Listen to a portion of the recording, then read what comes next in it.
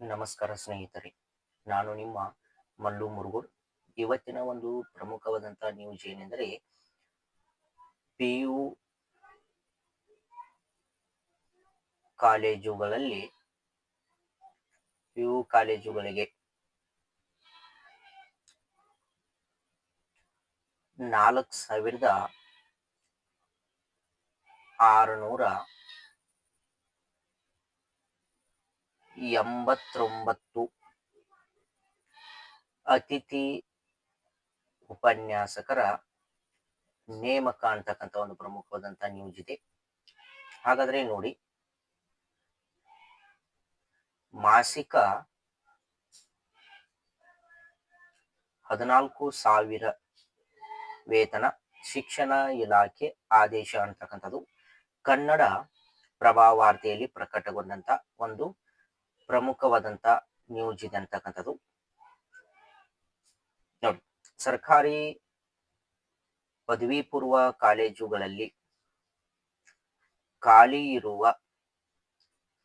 ಮಂಜೂರಾತಿ ಹುದ್ದೆಗಳಿಗೆ ಅನುಗುಣವಾಗಿ 2025-26ನೇ ಸಾಲಿಗೆ 4,689 ಅತಿಥಿ ಉಪನ್ಯಾಸಕರನ್ನ ನೇಮಿಸಲು ಶಿಕ್ಷಣ ಇಲಾಖೆ ಆದೇಶ ಹೊರಡಿಸಿದೆ ಅಂತಕ್ಕಂಥದ್ದು.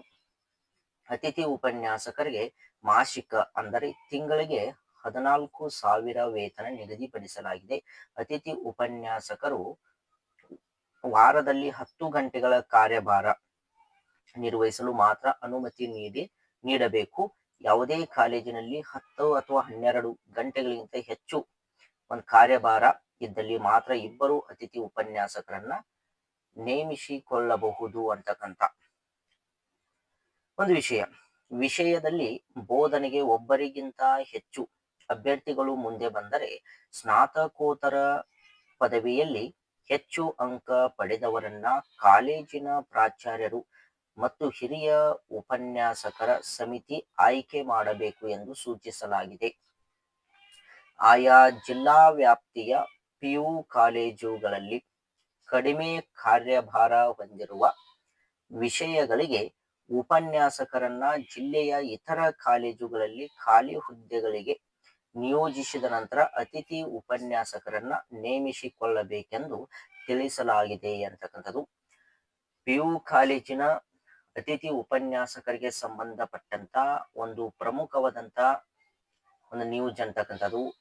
ಯಾರೆಲ್ಲ ಪಿಯು ಕಾಲೇಜಿನಲ್ಲಿ ಅತಿಥಿ ಉಪನ್ಯಾಸಕರಾಗಿ ಕೆಲಸ ನಿರ್ವಹಿಸಲು ಆಸಕ್ತಿ ಹೊಂದಿದಿರಲ್ಲ, ಅವರು ಇದಕ್ಕೆ ಅಪ್ಲಿಕೇಶನ್ ಅನ್ನ ಸಲ್ಲಿಸಬಹುದಾಗಿದೆ ಅಂತಕ್ಕಂಥದ್ದು. ಎಲ್ಲರಿಗೂ ಧನ್ಯವಾದಗಳು.